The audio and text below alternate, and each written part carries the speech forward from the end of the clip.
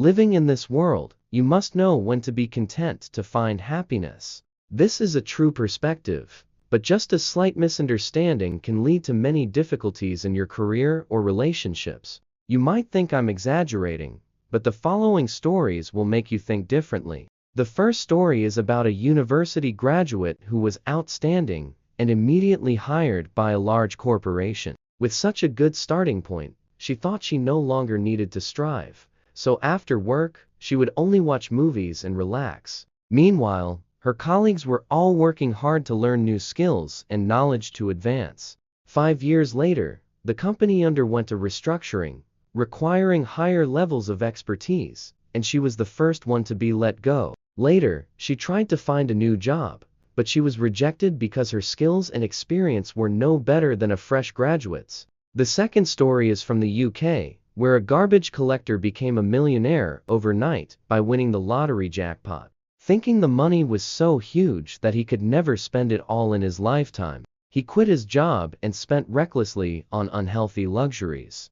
In just 7 years, he had spent £9.7 million, and then became poor again. His wife and daughter left him. The third story is about a friend from university who was very smart, top of the class, and elected as class president. However, after 5 years, when most of the class had graduated, this friend still had many failed courses. I found out that this happened because they thought they had worked hard in high school and could now relax in university. I myself experienced something similar with my Vietnamese YouTube channel. After hitting over 100,000 subscribers and getting a dream job, I fell into the mindset that I had achieved enough. For years, I didn't progress any further. It wasn't until I faced some difficulties that I realized I hadn't done enough, and then I started putting in the effort again. These stories show how misunderstanding the saying, know when to be content, can lead to complacency, making us unaware of the long-term consequences.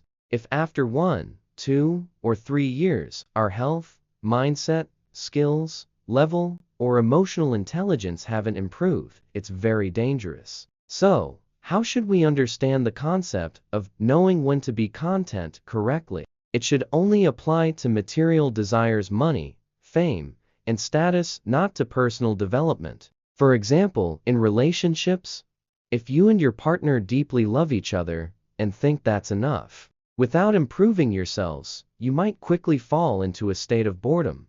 Why? First, psychologically, the initial happy feelings can't last forever.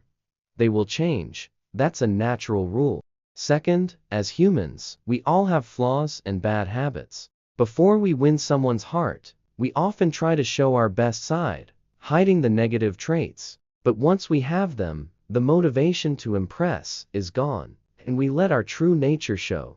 The other person will eventually grow tired of it. However, if you've reflected on these things, you will understand that ethics are crucial in marriage, even more important than the initial love. Once you realize this, you will know what to do. In work, if you're in a job many people dream of, you should foresee that someday the company might need to restructure, and higher standards will be required. If you don't improve your skills, you might lose your job. Or, in terms of emotional intelligence, if 3 years ago you would have felt sad or angry in situation A, and now you still react the same way, it means you haven't improved at all. Some people learn from their experiences and become calmer and more positive over time. On the other hand, if you don't, you and those around you will suffer in the long run. Understanding this will motivate you to keep striving for improvement.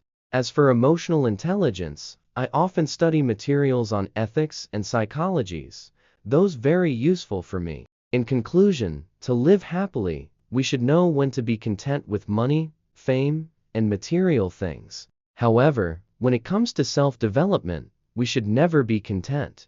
As the old saying goes, life is like a boat rowing upstream. If you don't move forward, you'll drift backward. I wish everyone continuous progress, not only for success, but also to bring happiness to your family and those around you. Thank you for watching, and don't forget to like and share to spread this positivity.